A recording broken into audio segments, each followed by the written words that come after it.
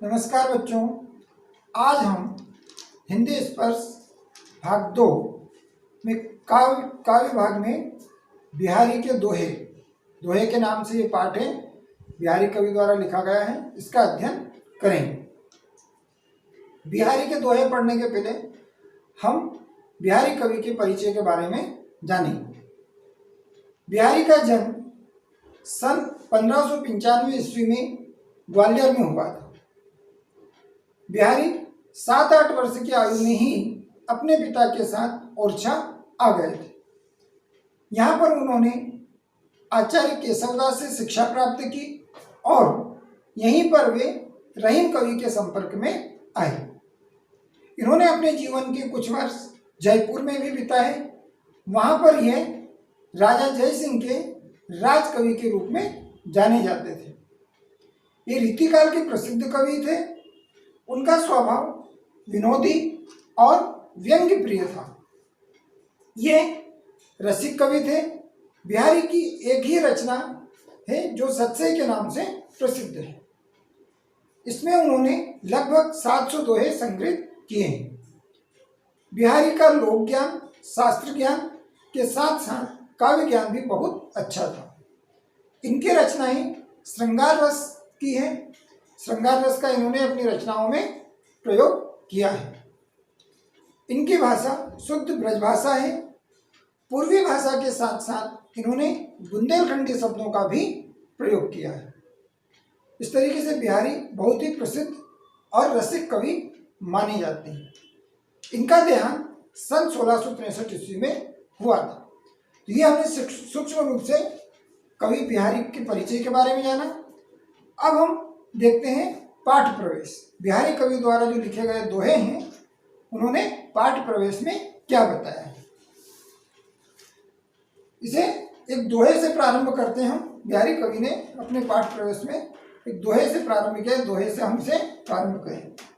दोहा है, मांझी पोछी चमकाए युद्ध प्रतिभा जतन अनेक, दीर्घ जीवन विविध सुख रचि सत्सई एक।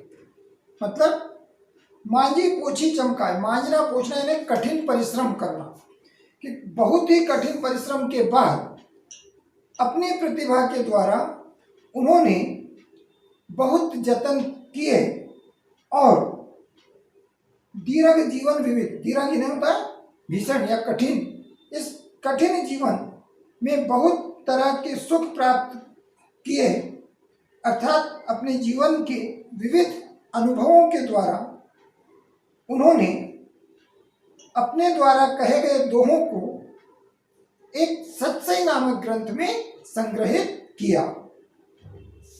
बिहारी ने केवल एक ही ग्रंथ की रचना की जो बिहारी सत्सई के नाम से जाना जाता है। इनके दोहे बहुत ही छोटे हैं लेकिन अर्थ में बहुत ही गंभीर हैं। मतलब छोटे दोहे और अर्थ उनका बहुत ही गहरा, बहुत बड़ा होता है। इसलिए इनको माना जाता है कि गागर में सागर भरने में ये निपुण माने जाते हैं। गागर मतलब एक छोटी मटकी होती है और सागर समुद्र बहुत बड़ा होता है, तो गागर में सागर भरना। उसी प्रकार बिहारी कवि के दोहे के बारे में कहा गया है कि इन्होंने गागर में सागर भरा है। अर्थात बिहारी कवि छोटे कम शब्दों में बड़ी से बड़ी बात कहने में प्रसिद्ध थे। जैसे इनके दोहे लिखे गए हैं उसके बारे में कहा गया है ग्रंथ के बारे में कि सतसैया के दोहरे जो नाविक के तीर, देखन में छोटे लागे घाव करे गंभीर। तो कहा गया है कि सतसैया में जो बिहारी के द्वारा दोहे लिखे गए हैं वे नाविक के तीर के समान हैं। देखन में छोटे लागे, जिस प्रकार से नाविक का तीर जो है देखने में बहुत छोटा लगता है लेकिन घाव जो है बहुत गंभीर करता है। तो देखन में छोटे लागे, तो देखने में तो बहुत छोटे लगते हैं पर इनका अर्थ बहुत ही गहरा होता है। घाव करे गंभीर, इनका घाव जो है अर्थात कहने का मतलब कि जो एक अर्थ बताते हैं वह बहुत ही गहरा और गंभीर बताते हैं। बिहारी की ब्रज भाषा मानक भाषा के रूप में है।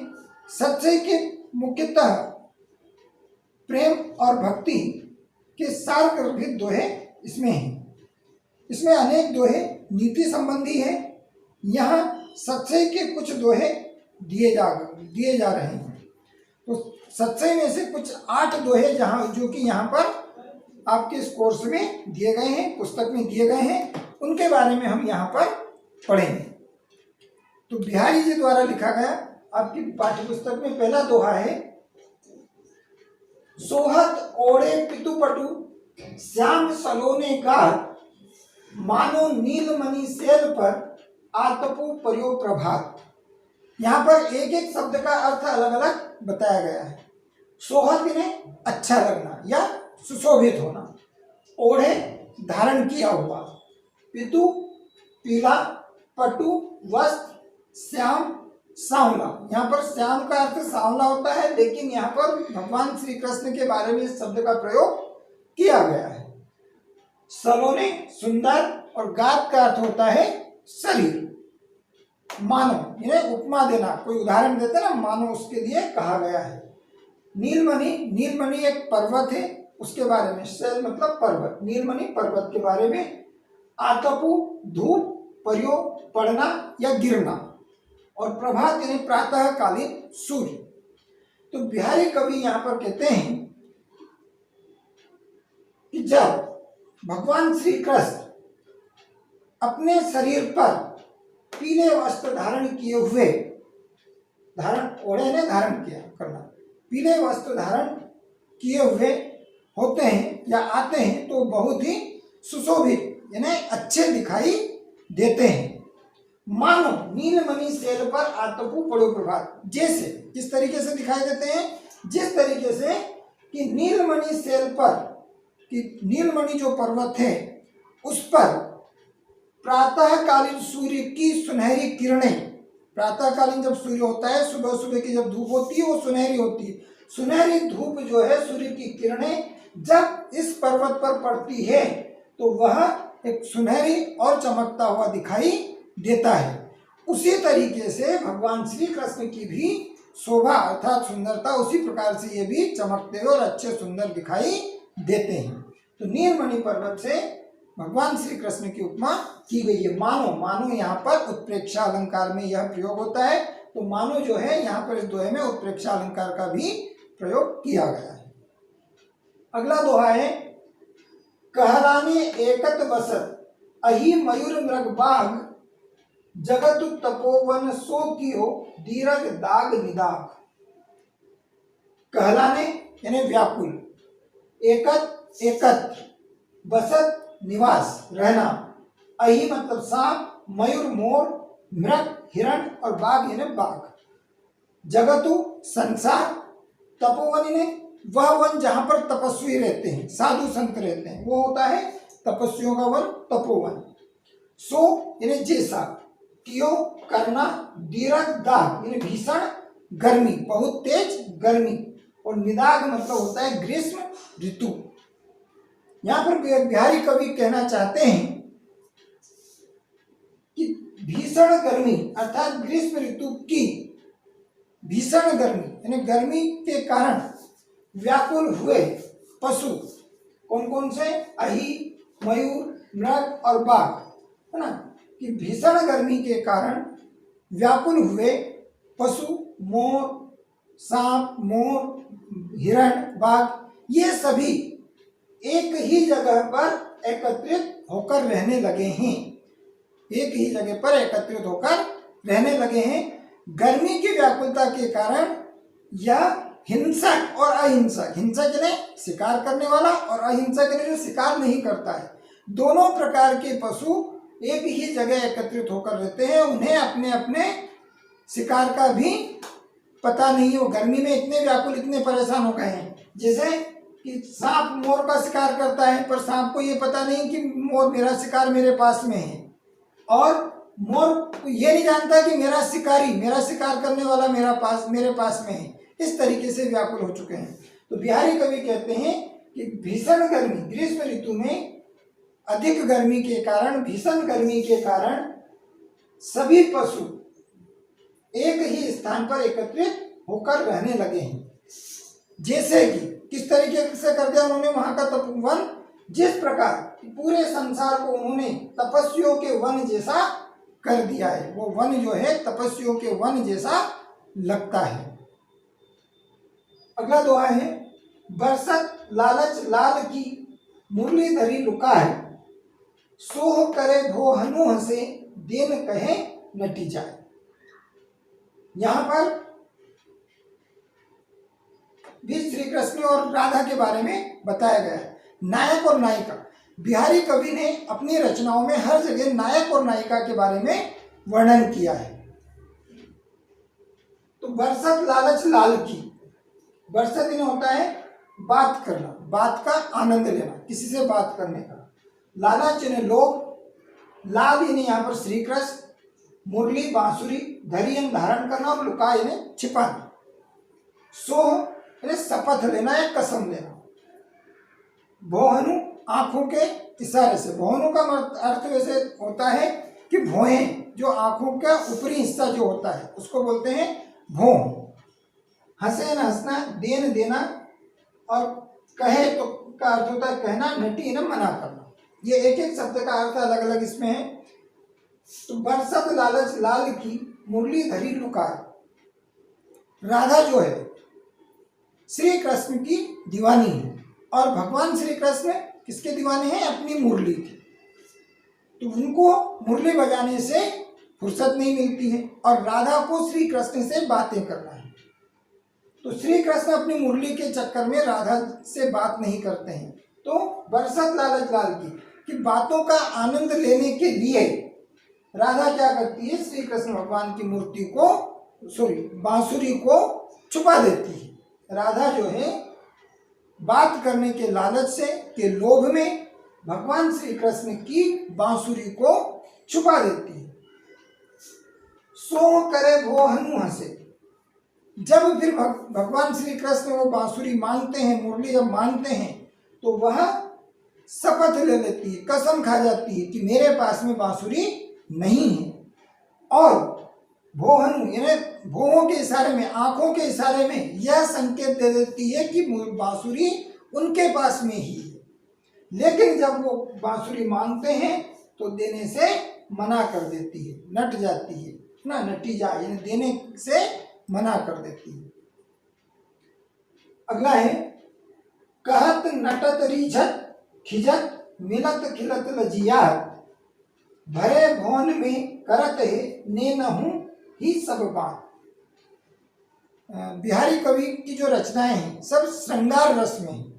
और श्रृंगार रस का होता है जहाँ पर स्नेह, प्रेम, प्यार का आधार होता है, वहां पर श्रृंगार रस होता है।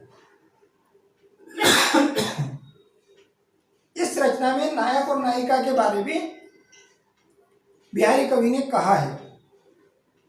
कहा कि ने कहना, नटत मना करना, रिझत मोहित होना, खिजत इन्हें बनावटी गुस्सा, मिलत मिलना, खिलत प्रसन्न होना और लजियात शर्माना।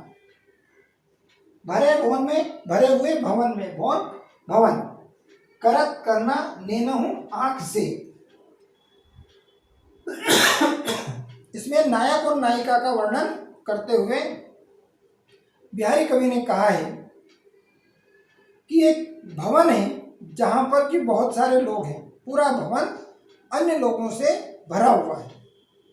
वहाँ पर नायक और नायिका अपने प्रेम की बात आंखों के इशारे में किस तरीके से करते हैं, उसके बारे में बिहारी कवि ने यहाँ पर बताया है। क्या है कि नायक कहत इन्हें कहना, नायक जो है अपने प्रेम की बात नायिका को इशारों में, आंखों के इशारों में कहता है, तो वह नटत क्या करती है? मना कर देती है। नटत इन्हें मना करना, तो नायिका जो है मना कर देती है। रिझत, जब उसके मना करने पर भी नायक क्या होता है? मोहित हो जाता है। उसकी मना करने की दृष्टि इस प्रकार से होती है कि नायक जो है उस पर मोहित हो जाता है। तो खिजत, इस प्रकार उसको मोहित होते हुए देखकर नायिका जो है बनावटी गुस्से के रूप में गुस्सा करती है। और गुस्सा करने के बाद जैसे ही दोनों के आपस में आंखें मिलती है, दोनों की आंखें एक दूसरे से मिलती है, तो वो प्रसन्न हो जाते हैं। खिलत यानी प्रसन्न, प्रसन्न हो जाते हैं और इस पर दोनों ही शर्मा जाते हैं। लज्जात यानी अर्थात शर्माना, शर्मा जाते हैं, उनको लज्जा आ जाती है। भरे भवन में करत है नैना हुई सभा, अपने बड़े बुजुर्ग अन्य लोग सभी वहां पर बैठे हुए हैं। ऐसे लोगों के बीच में भरे हुए भवन में इस तरीके से आंखों के इशारे में वे अपने प्रेम की बातें करते हैं। इस तरीके से यहाँ पर प्रेम प्रसंग के बारे में बिहारी कवि ने कहा है। बिहारी कवि का अगला दोहा है, बैठी रही अति सघन बन, बैठी सदन तन माह, देख दोपहरी जेठ की छाहों चाहती छाह। बैठी यानी बैठना, अति यानी बहुत, घना, सघन यानी घना, बैठी यानी प्रवेश करना, उसके अंदर जाना, सदन तन भवन, सदन भवन और माह भीतर। जेठ जो है, ज्येष्ठ एक हिंदी महीने में, हिंदी महीनों के नाम होते हैं, उसमें एक महीना होता है ज्येष्ठ, ठीक है। और ये इंग्लिश महीने के हिसाब से जून के आखिरी में और जुलाई के पहले में, जून और जुलाई के में यह महीना हिंदी महीना आता है। छाऊं छाह, चाहती है चाहना। बिहारी कवि दोहे में कहते हैं, मतलब जेठ माह की भीषण गर्मी का वर्णन करते हुए बिहारी कवि ने कहा है कि जेठ महीने की गर्मी इतनी तेज है। यहाँ से हम शुरू करें कि देख दोपहरी जेठ की छाँव चाहती छा, कि जेठ महीने की गर्मी इतनी तेज है कि उसमें छाया भी छाँ चाहती है। छाँ जो है पेड़ों की, है ना, हमारी जो छाया रहती है, परछाई रहती है, वो भी छाँ चाहती है। कि जेठ महीने की दोपहरी इतनी तेज है, दोपहरी की जो गर्मी है इतनी तेज है, उसमें छाया भी छाँ चाहती है। अर्थात चाहना मतलब ढूंढने लगती है। इस समय ऐसा, उस समय ऐसा होता है कि ऐसे में या तो छाया बैठी रही अति सघन बन, या तो ऐसे में छाया किसी सघन यानी घने जंगल में जाकर बैठ गई है, या फिर सदन, या फिर किसी घर में जाकर बैठी है। इस तरीके से बिहारी कवि इसमें कहना चाहते हैं। तो जेठ महीने की जो दोपहरी होती है, उस समय क्या होता है, दोपहरी के समय में सूर्य एकदम सीधा ऊपर होता है सिर के ऊपर, और उस समय जब सूर्य ऊपर होता है तो छाया, हमारी छाया यदि हम भी खड़े होंगे तो जितना हमारा आकार है उतने में ही छाया दिखाई देगी। अर्थात हमारे आसपास कहीं भी नहीं होगी, हमारे नीचे ही छाया होगी। ऐसी घर की छाया है, पेड़ की छाया, जितना पेड़ का आकार है उसके अंदर रहेगी, ठीक है। तो बिहारी कवि कहते हैं कि जेठ महीने की भीषण गर्मी को देखकर, दोपहरी की गर्मी को देखकर छाया भी छाया ढूंढने लगती है। ऐसे में ऐसा लगता है कि ऐसे में छाया या तो किसी घने जंगल में छुपकर बैठ गई है, या फिर किसी घर में बैठी। अगला दोहा है, कागज पर लिखत ना बनत, कहत संदेशु लजात, कहिए सबू तेरो हियो, मेरे ही की बात, है ना। इसमें बिहारी कवि ने एक नायिका और नायक के संदेश संबंधित बात कही है कि नायिका जो है अपने नायक के पास में अपने प्रेम का संदेश देना चाहती है, लेकिन वो अपनी घबराहट और परेशानी के कारण, अर्थात पसीने से लथपथ है, अश्रु, आंखें जो है उसके आंसू बह रहे हैं, ऐसी स्थिति में वो लिख नहीं सकती है। तो बिहारी कवि ने कहा, क्या कहा है कि कागज पर लिखत ना बनत, कि पसीने और अश्रु रूपी आंखों से वह कागज पर लिख नहीं सकती है। अपने हृदय, अपने मन की बात जो है, जो संदेश उसको देना है, वह कागज पर लिख नहीं सकती है, उस कागज पर लिखने की नहीं बनती है। कहत संदेशु लजात, और अगर वह किसी संदेश वाहक यानी किसी दूत के माध्यम, दूत कौन होता है, जो संदेश वाहक संदेश ले जाता है, अगर वो किसी संदेश वाहक के हाथ अपना संदेश पहुंचाती है तो उसे वह सर्व में आती है कि किसी दूसरे के हाथ अपना प्रेम प्रसंग, अपने प्रेम का संदेश किसी को देना, इसमें उसको लज्जा आती है, शर्म आती है, इसलिए वह उसके हाथ भी वह संदेश नहीं भेज सकती है। तो वो क्या कहती है, कहिए सब तेरो ही हो मेरे ही की बात। तो वो कहती है कि जो स्थिति मेरी है वही स्थिति तुम्हारी होगी। उसके प्रेमी की बात करती है, उसकी जो स्थिति मेरी है प्रेम में वो स्थिति तुम्हारी होगी। इसलिए कहिए सब तेरो ही हो कि तुम्हारा हृदय ही हो मतलब हृदय, कि तुम्हारा हृदय ही मेरे ही की बात, मेरे हृदय की बात सब बता देगा कि जो स्थिति मेरी है वही तुम्हारी स्थिति है। तो तुम अपनी स्थिति देखकर समझ जाना कि मेरी स्थिति कैसी है। तो वो कहती है कि तुम्हारा हृदय ही मेरे हृदय की बात तुम्हें कह देगा, तुम मेरा संदेश अपने आप ही समझ लेना। अगला है, प्रगट भय द्विजराज कुल सुबस बसे ब्रज आए, मेरे हरो कलेश सब केशव केशव राय। प्रगट ने उत्पन्न होना, पैदा होना। द्विजराज, द्विजराज का अर्थ होता है ब्राह्मण और चंद्रवंशी। सुबस यानी स्वेच्छा, अपनी इच्छा से। ब्रज, ब्रज स्थान है। और हरो, हरना, दूर करना। केशव यहाँ पर श्री कृष्ण के बारे में कहा गया है। और केशव राय, केशव राय यहाँ कवि के पिता के बारे में कहा गया है। कवि के पिता का नाम भी केशव राय था, तो इसलिए केशव राय कवि के पिता और केशव श्री कृष्ण के बारे में कहा गया है। यहाँ पर कवि ने अपने पिता के प्रसंग में श्री कृष्ण के बारे में कहा है। अपने पिता के प्रसंग में श्री कृष्ण के बारे में कहा है।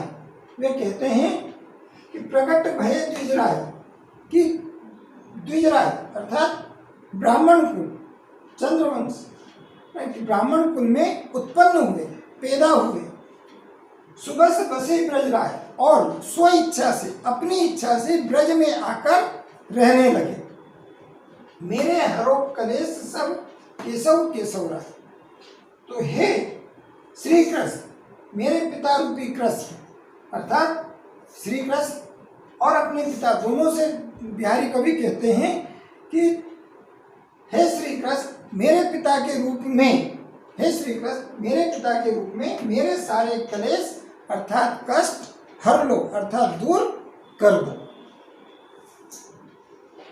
अगला है, जब माला छापे तिलक सरे न एको काम, मन काचे नाचे प्रथा साचे राचे राम। यहाँ पर बिहारी कवि ने भगवान की निश्चल भक्ति, सच्चे मन से भक्ति करने के बारे में बताया है।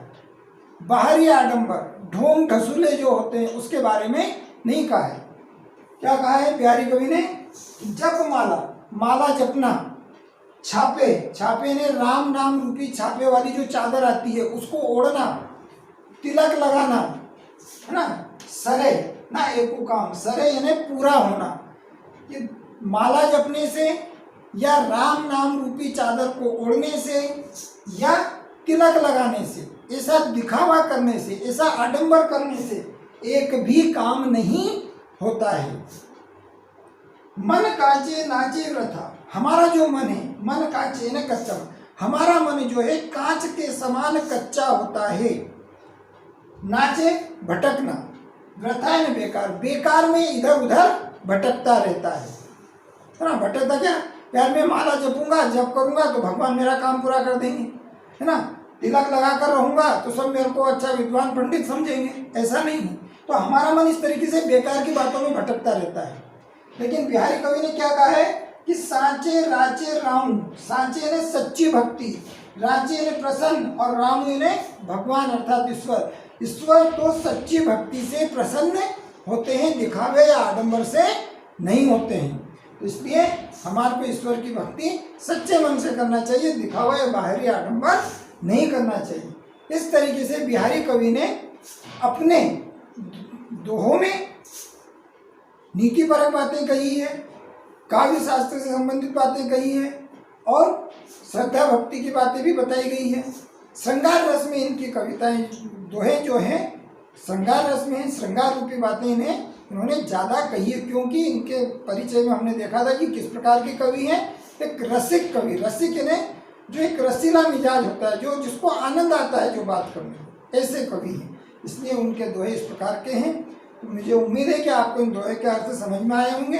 इन्हें आप देखेंगे, पढ़ेंगे और समझेंगे। फिर हम अगले एक नए शीर्षक के साथ अगले वीडियो में मिलेंगे। तब तक के लिए धन्यवाद।